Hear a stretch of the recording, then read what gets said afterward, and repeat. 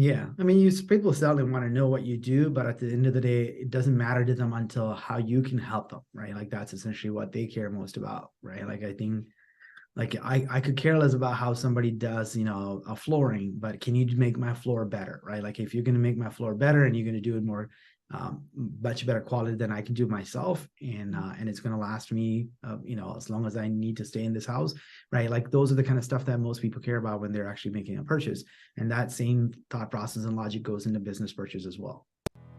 Welcome to 7 to 8, our special series on 7 to 8 figure entrepreneurs. In this special series, I interview $1 million, some $10 million, and even some $1 million business owners who uncovered their twists and turns in their entrepreneurial adventure in order to help you to avoid the potholes and stick to the fast track.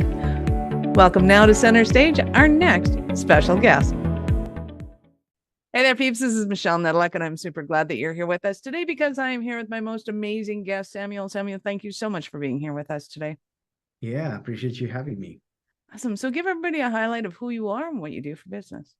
Sure. My name is Samuel Thimothy. I run a digital marketing agency that's focused specifically on the B2B businesses, helping them with acquiring customers consistently and predictably.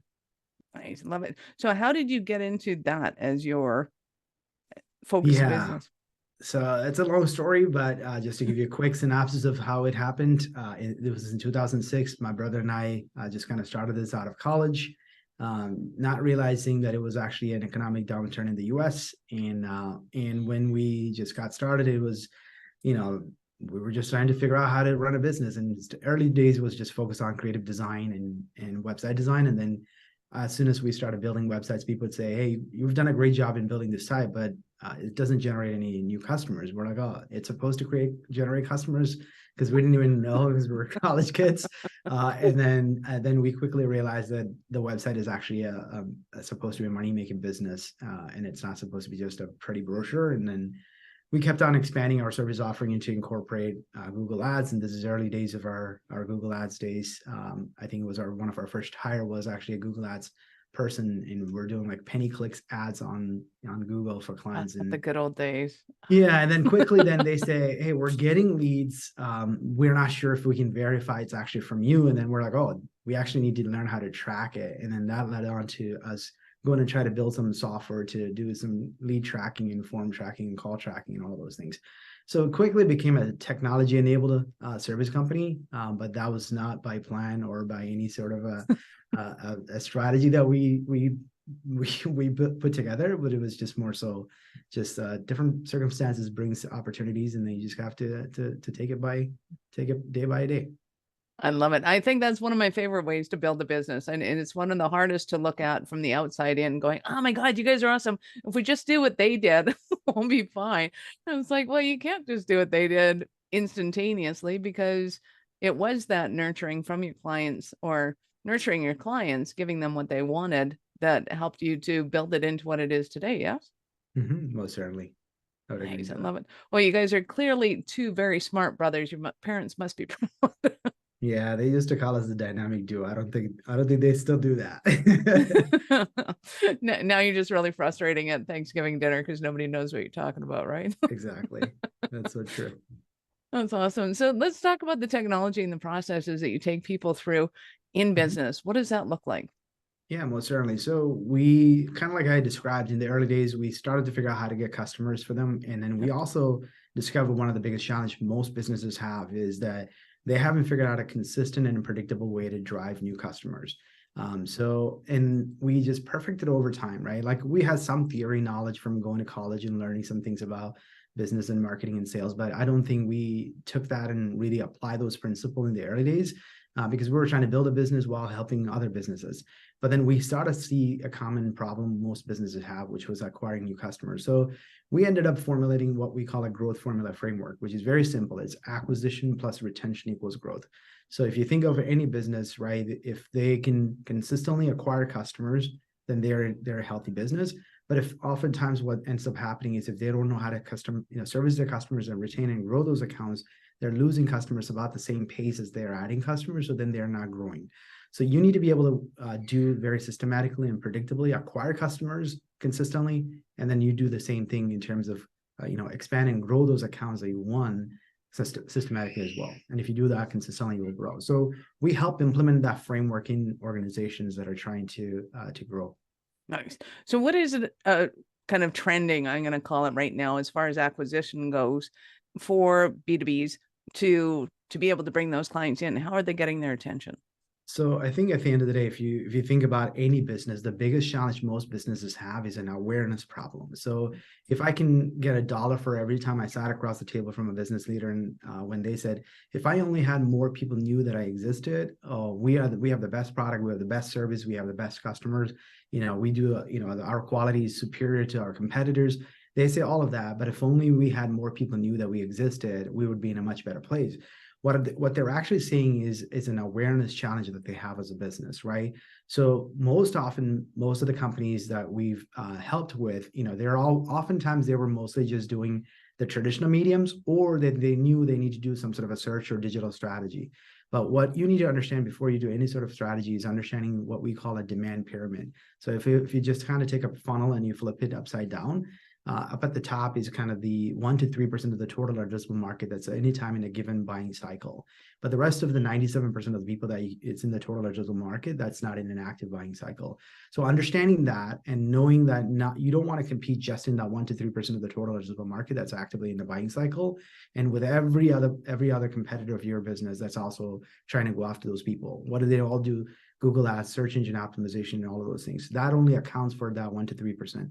But if you can do a better job of educating our entire market, being that subject matter expert, providing a lot of value and insight and education early on in the buying process, and you set the buying criteria for those people. So leveraging content as a means to reach your customers, educate them, and entice them to want to do business with you in the long term, that's what we've seen to have worked consistently. And you can do that in multiple different ways, but if you can figure out the equation of how to reach your customers on where they are consuming content and do so consistently, you will win. So what are some of the ways, just touch on a few of them. What are some of the ways that they can do that? Because I know for a lot of people, it's really frustrating to have to try and come up with content that is enticing. They're going I don't know. What do people want to know? Yeah, most certainly. But again, it goes back to the persona that you're trying to go after, right? So you need to know your ideal customer profile and your buyer persona, and you need to know what kind of pain points and problems that they're facing in their organization that keeps them on their toes, and where do they go for information and insight, right? A lot of times they go through peer groups, they go hang out in communities, Slack channels, sometimes the LinkedIn groups. They might even have their own Facebook groups. They're always going to go find insights and answers from their peers.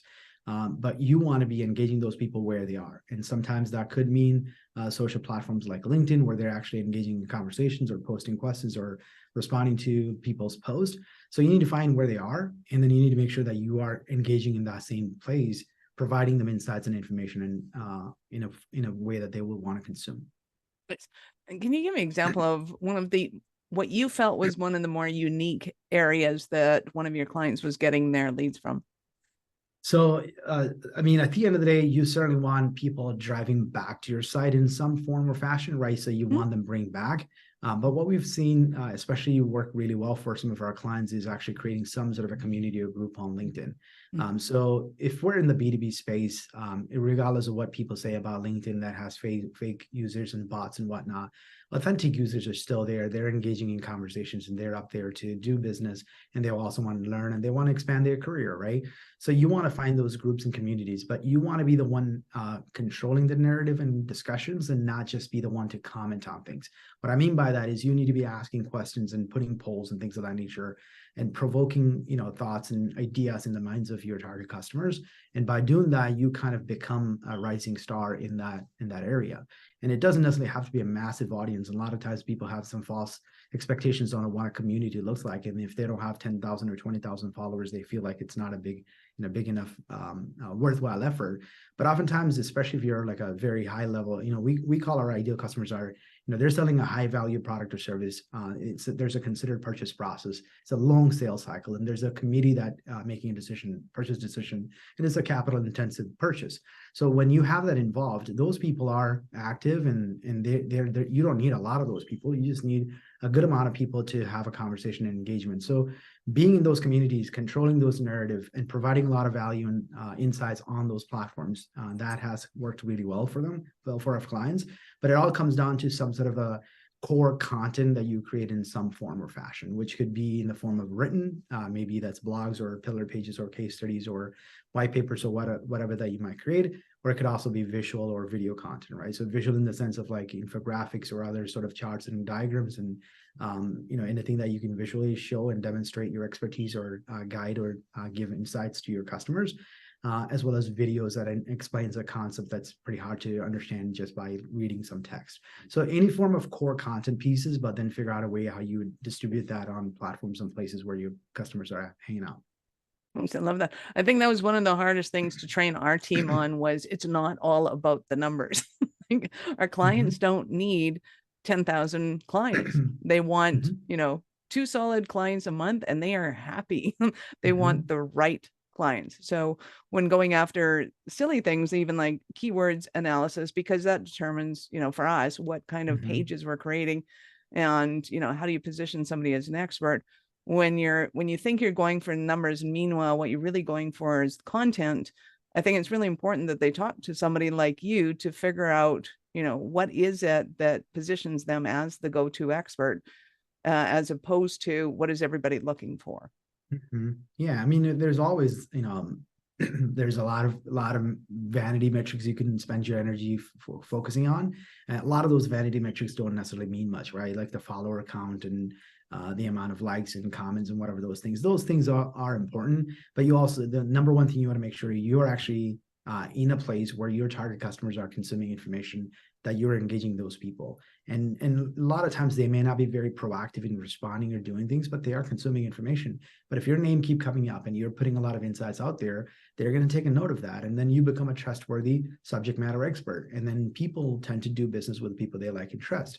So instead of a sales rep that just called you out of blue and then asking you to, buy my product, versus somebody who's been providing value, and then they've been seeing your name and face for a long time, then they're going to recognize. And when there is an actual need, right, which we talked about, the 97% of the out-of-market buyers who may or may not be actively in a buying cycle, they have seen your content and they're going to trust your name. And when it's time, they're going to choose you over any other competing alternative, because that's who they know to have provided value over time. Yeah, I think that's really important for people to understand, is that if somebody's buying cycle, not your selling cycle, but their buying cycle is 5 years, and they just bought 6 months ago, they're not going to need anybody for 4.5 years. So how do you keep them enticed and enthralled for that time, so that, because you still want to be in business 4.5 years from now, that those clients are the ones that are coming to you. So it is a long game. What do you find are some of the kind of mental hangups that people have when they're thinking about playing a long game? Yeah, I think the instant gratification, right, is the most people want, right? Oh, I posted something, I need to get a response immediately. I need to get a customer out of that. But oftentimes that does not happen, right? In real life, it's not that easy. And sometimes you look at some influencers that just came, rise up from nowhere and then had a very big following, and they're seeing a great success. And they were like, why my efforts aren't working? But oftentimes, I think they've been working behind the scenes, probably for a year or two, and putting out content consistently. And then somehow, maybe 1 or 2 of their pieces just took off. And then after that, people just started gravitating toward their content, and then they just took off. But I think is understanding that it's a compounding effect, right? So if you're investing time and energy into content production, it's a compound effect. And over time, as the time and energy being spent to create quality content, people will follow you and consume you, and they share. And then ultimately, when it's time for them to choose a partner, they will consider you, but just not expecting immediate result, right? Like the instant gratification, that has to be out of the question. Nice. So what's one thing that you think that people should be focusing on when it comes to their lead generation that they aren't? I mean, there's a lot of factors that I think goes into lead generation, right? But I think leading with insight and consistency of content creation could be one area where most businesses could do a better job of. Because if all you do is just a product and our business, our product, our business, our product, nobody wants to hear about that, right? And we oftentimes tell our clients too, like, hey, less about you, more about what's in it for me, for the customer, and then how is this product or service going to solve their business challenge, and how is it going to help them do better in their organizations. So, like leading with insight, I would say doing that and doing so more consistently and less of an ask, right? Like that's essentially what you want to do. Well, and I think it is hard for people because they've hired these people on and they've tried to inundate them with, this is what we do. You need to understand what we do and how we do it. And they're like, oh, this is what we do. Yeah, I'll put up a sign that says this is what we do. I was like, okay, no, now you got to go back to where you were when you first heard about the company. You had no clue what was going on. What kind of information did you need to know? So it's definitely a mind shift, but it helps to have kind of an outside team to be able to look at it and go, okay, we're actually in an advantageous position because we don't understand what you do to start asking those questions. What makes us curious about what you do? Those are the kind of questions you want to be asking. Yes. Yeah. I mean, people certainly want to know what you do, but at the end of the day, it doesn't matter to them until how you can help them, right? Like that's essentially what they care most about, right? Like I think like I could care less about how somebody does, a flooring, but can you make my floor better, right? Like if you're going to make my floor better and you're going to do it more, much better quality than I can do myself, and it's going to last me, as long as I need to stay in this house, right? Like those are the kind of stuff that most people care about when they're actually making a purchase, and that same thought process and logic goes into business purchase as well. So when you were building your company, did you intend, hey, we're going to make $1 million company and this is the blueprint for it? Or was it kind of the spontaneity that you were talking about? How did that all transpire? How did you hit the $1 million? So in the early days, we were just trying to figure out how to pay the bills. And you were serving every type of customer that comes in the way and had some money to pay you, right? So we were doing logos and business cards and brochures and websites and all of those things. Then we found our niche after we figured out how to help customers get customers. Then we realized, okay, this digital marketing and online marketing was our ticket to wealth. But then we also learned in the very hard way, narrowing down our focus was even more important. So that's how we finally ended up on manufacturing and SaaS as our core focus. So we help mostly B2B organization, but primarily in the manufacturing and software as a service industry, and more so established organizations that have existing customer base, and then they have the energy and resource to invest into growth. So over time, we did pivot a bunch of times.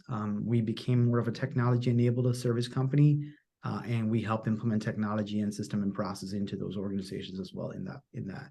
But I wouldn't say, obviously a lot of wisdom from listening to other people's ideas from podcasts and books and everything else. But a lot of it is just trial and error and failing fast and learning fast, and then saying like, we can't keep doing the same stupid thing again. We gotta fix this, right? And then just being able to recognize that failure and act on it very quickly and get out of it.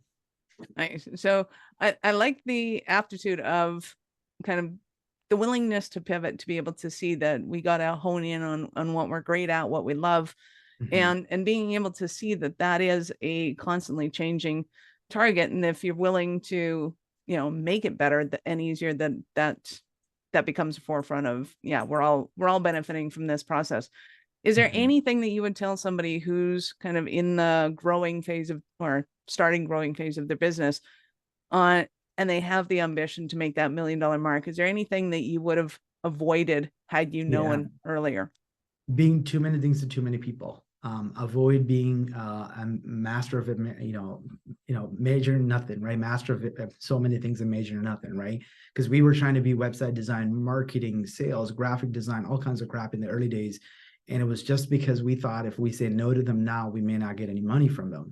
But it was just a fear of losing or missing out. But once we realized that, well, if we focus on our what we're really good at, our core service offerings, and we get better at what we do, we can actually charge a lot more for what we do and have fewer services and fewer clients and have much better lifestyle and business for us. But that was a hard lesson learned. Probably was 5 years into our business before we actually really understood that. But I wish that we had learned that, right? So you don't need too many products. You don't need too many customers. If you get one or two good services that you can offer to one type of customers and use primarily one channel to reach those customers, and then sell them something very much productized, you're much better off because you're not cooking, you're not coming up with a custom proposal every time you're doing a sales pitch. You have something very specific that you can offer to a specific type of a customer that solves a specific pain point or a problem. That helps you to grow your business much rapidly than you would think. I love it. So when you look forward in your business and kind of you look back in your 80s or 90s or 150, look back at your company, what do you think the legacy is that you're going to have left behind? Ah, man, legacy is something that I started thinking more so that now that I have kids. I'm not sure if it's more so about the business legacy more than me as a person, what kind of a mark I left in the world. So I'm learning more and more. I've just recently listened to an interview of Airbnb founder. I forgot his name, but he said, he's built a massive multi-billion-dollar organization, but his biggest regret is he built it while he ignored his relationships.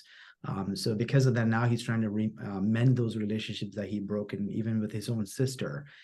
So I don't want to have regrets on, hey, I built this empire, but I have no one to enjoy it with. I don't want that to be a regret. So my legacy isn't so much about the money or the business. I'm like, hey, I want to have people recognizing me and knowing that I've contributed to their success and growth and happiness by being a better person.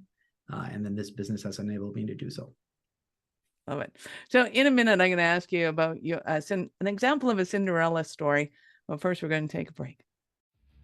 Are you running a business over 7 figures but still struggling with technology headaches? Pay attention, you do not want to miss this offer. This podcast episode is brought to you by Awareness Strategies, who is offering a custom-built digital adoption roadmap for anyone running a business over 7 figures who's wanting to grow their business in the next 5 years. And it's not just a roadmap, they offer full implementation as well if that scares the out of you. Check out awarenessstrategies.com/roadmap for more details today. The link's in the show's notes. Don't regret not doing this. Do it now. That's awarenessstrategies.com/roadmap. Awesome. So give us an example of a Cinderella story of one of your clients. Certainly, I have a lot of exit stories. I recently done a webinar where I was talking about from production line to profitable exit, just talking about so many of our clients that have gone through exits. I can tell you one good story. We had a manufacturing company that's based in Chicago, pretty, family-owned company, probably was in the business for 15, 20 years prior to us becoming a partner for them. Essentially, they built their business on contractors bringing them. So they were an industrial flooring manufacturing company. So they provided slip-resistant, chemical-resistant flooring solution for industrial applications. But their customers mostly did not come to them directly. They dealt directly through an installer or a contractor that actually does the project. So they'll go find an opportunity. They come to them and say, hey, we need your flooring for 100,000 square foot, this sort of an application, and then they sell them the material. But the problem with that was that they couldn't control the sales because everything was sold through the actual installer. So they said, hey, this is our challenge. We just haven't figured out how to grow our business consistently because we're at the mercy of these contractors. What can we do differently? So we changed that entire business model and we said, well, instead of us waiting for the contractor to bring to us an opportunity, we need to be the ones sourcing the opportunity. Well, how can we do that? Well, we need to be the one producing and educating our end customer about the different type of flooring options and how they need to choose their flooring options and what sort of buying criteria they should have. All of those different things that you need to be teaching your customers. So you're talking for all these different application, manufacturing, hospitality, hospitals, you name it, right?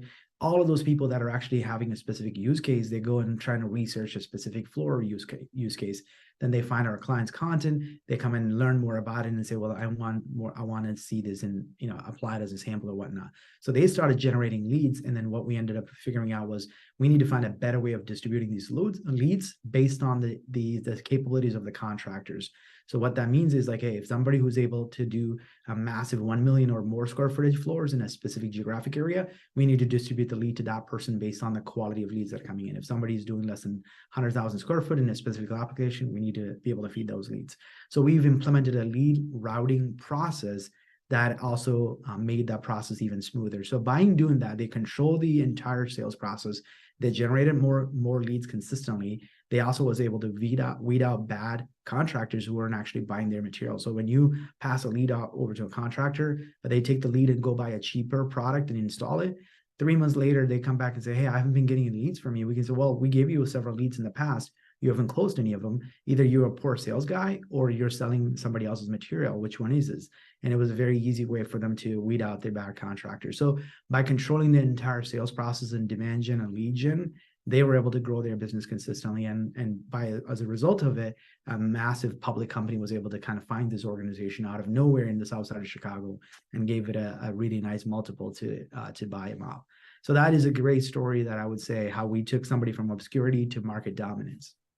So that's an awesome story, because I know for a lot of flooring companies, it's kind of a catch-22. And how do you do that? And a brilliant way to be able to circumnavigate the whole conundrum of what's going on. So when you're working with somebody, you mentioned earlier that you have a framework. Talk to me about that framework and how does it apply to businesses?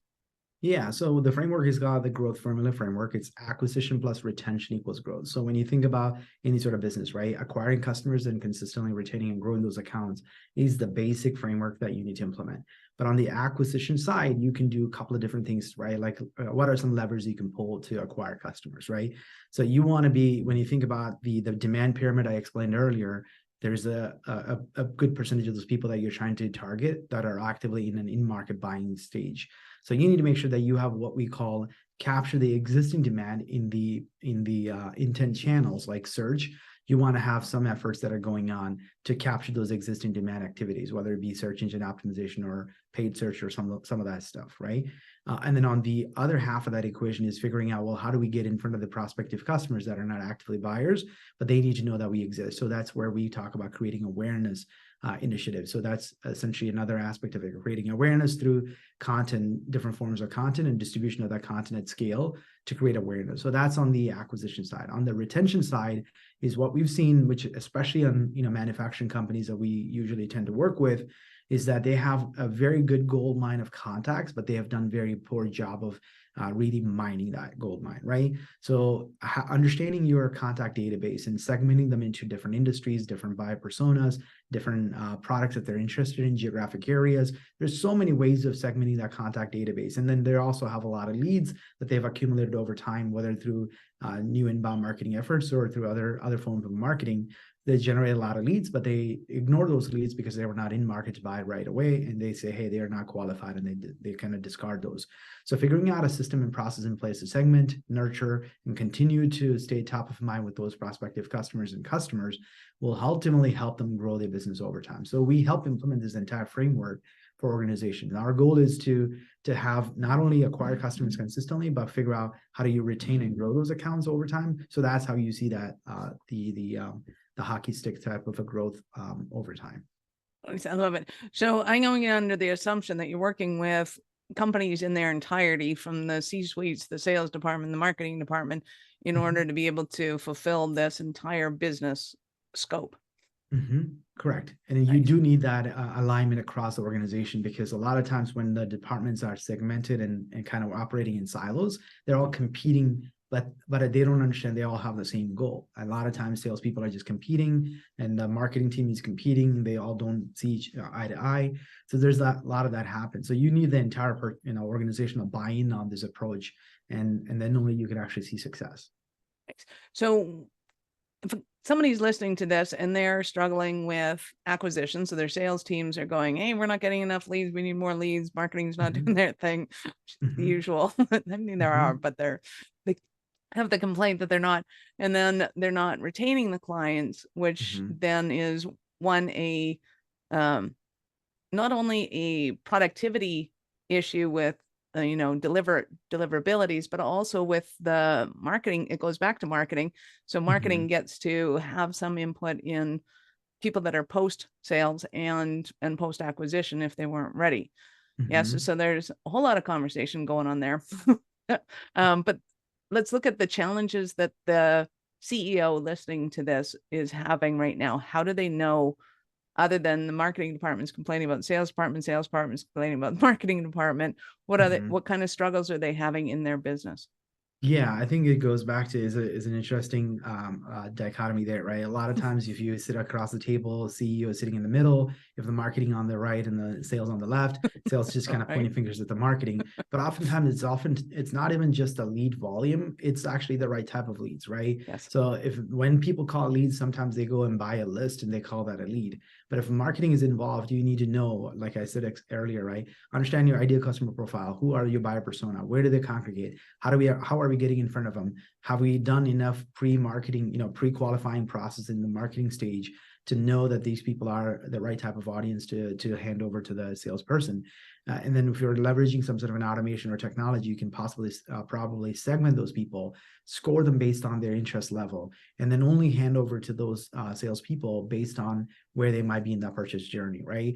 But if you're doing a lot of marketing early on, you might be doing webinars and ebooks and other sort of resources to get people into the funnel, and you bring them in too early in the purchase process, kind of similar to what I described. If they're not actively in a buying cycle, but they're just researching and learning, and you hand them over too soon, salespeople are going to be getting frustrated because they have a higher volume but lower quality, or at least the timing isn't right, and then they're just wasting time on people that aren't ready to buy.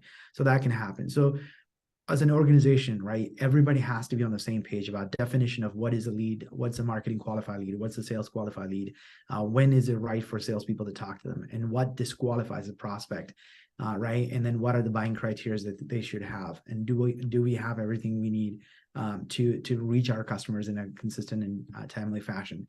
All of those things have to be taken into account when you're doing marketing and sales. So I think having the right technology to measure all these things and monitor all these things will give you more visibility and clarity. So it's not just pointing fingers, but you can actually use data to kind of validate some of the things that might be happening behind the scenes once you generate a lead and you're working them. I love this conversation because I think it's so important for companies, because the salesperson gets questions like, hey, we keep getting these questions. And the marketing can respond to that going, oh, that's fantastic. That's the kind of content I'm looking for and what I need. And then sales notices, hey, but it's only these kind of people that are asking that question. Mm-hmm. Then the technology comes into play that you can start answering those questions to those kind of people Mm-hmm. because now you're starting to get the right data in place. Marketing is not just guessing, and sales isn't just getting frustrated because you're getting questions all the time that aren't being answered. Yeah, and I think the sales enablement is a concept a lot of people hear that, in people have heard that term, but not necessarily fully understand. It's not just technology that enables salespeople, but it's also the content that enables salespeople. So instead of the salesperson getting frustrated answering the same question 50,000 times, you give them video content that your marketing team created. You give them resources that could be blogs, it could be some sort of a resource, right? And even ROI calculators and things like that. Empower the salespeople to provide that information at their fingertip to be able to hand it over to their prospects. The salespeople will love you for it because they hate, creating any sort of marketing materials to begin with. They rather be on the phone or having in front of a prospect. So enable the salesperson, provide them a lot of valuable resources and assets. They will be the ones to go distribute that even at a higher scale than you can do as a marketing team, putting a bunch of ad dollars behind it.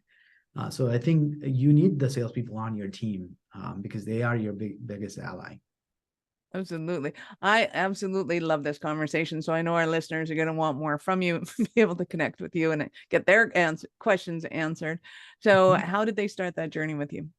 Yeah, we have certainly some free resources available that actually explains this framework, provides a lot of technical and tactical things that they can implement in their organization. So if you just go to oneims.com/grow, so it's oneims.com/GROW. And I'm sure it's in the show notes, but there we have some resources and some videos and some kits that we made available for people to consume. And hopefully that will give them some starting point to at least start applying this framework into their organizations. So yes, we will of course have all of Samuel's links in the show notes. So go ahead and scroll down or across and find those links. Open them up in a new browser though, because we're not done yet. So Samuel, I get to ask you, at what point in life did you know you're special kind of crazy enough to think that you could become an entrepreneur? So I think it was by happenstance, starting this company in our parents' extra spare bedroom. This was not a master plan, but I think once your feet is wet and you don't have you don't have a way out of it, you're in it for the long haul, right? But I think if you are an entrepreneurial minded person, you're just never satisfied where you are. I did have the corporate job for a little while. But I think I wasn't satisfied because of the way that the organization was running. And it was a sizable organization. I worked for Coca-Cola for 4 years out of college for a little bit. But that was not something that I found very enthusiastic. I also have a computer science degree, and I went and got certification in IT. And I was like, I do not want to be somebody's, a technical support person figuring out why their printer doesn't work. I will pull my hair if I had to do that.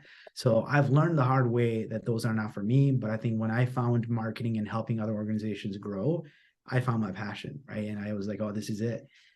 If I can help entrepreneurs get their dreams fulfilled by helping them get their messages out and help them grow their organization, I will find more fulfillment in that. So that's how I ended up being an entrepreneur. Yeah, you've been absolutely awesome. Any last words for our peeps?